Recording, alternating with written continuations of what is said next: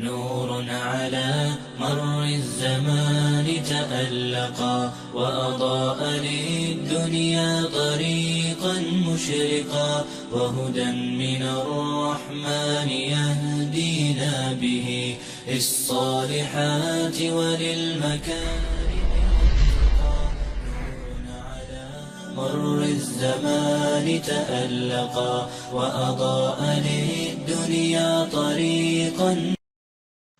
السلام علیکم ورحمۃ اللہ وبرکاتہ۔ عقیقہ کے گوشت کے مصارف کیا ہیں؟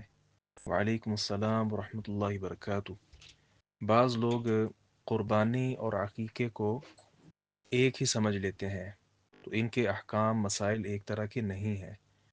جو قربانی ہے، قربانی کا جانور کیسا ہو، کون کون سے عیوب ہیں جن سے وہ پاک ہو، اور دو دانتا ہونا چاہیے وغیرہ وغیرہ، اس میں کئی چیزیں ہیں۔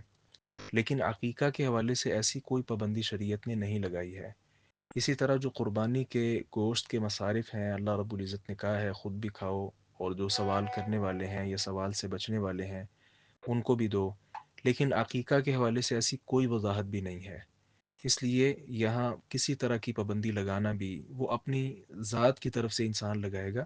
کتاب و سنت میں ایسی کوئی پابندی نہیں ہے، لہذا عقیقے کا گوشت آپ سارے کا سارے ہی گھر میں رکھ لیں، یا سارے کا سارا صدقہ کر دیں، یا صدقے کی بجائے عام تحفتاً کسی کو دے دیں، یا کچھ تحفہ کر دیں، کچھ صدقہ کر دیں، کچھ گھر میں رکھ لیں، یعنی جس طرح بھی آپ اس کا استعمال کرنا چاہیں کر سکتے ہیں۔ السلام علیکم ورحمۃ اللہ وبرکاتہ۔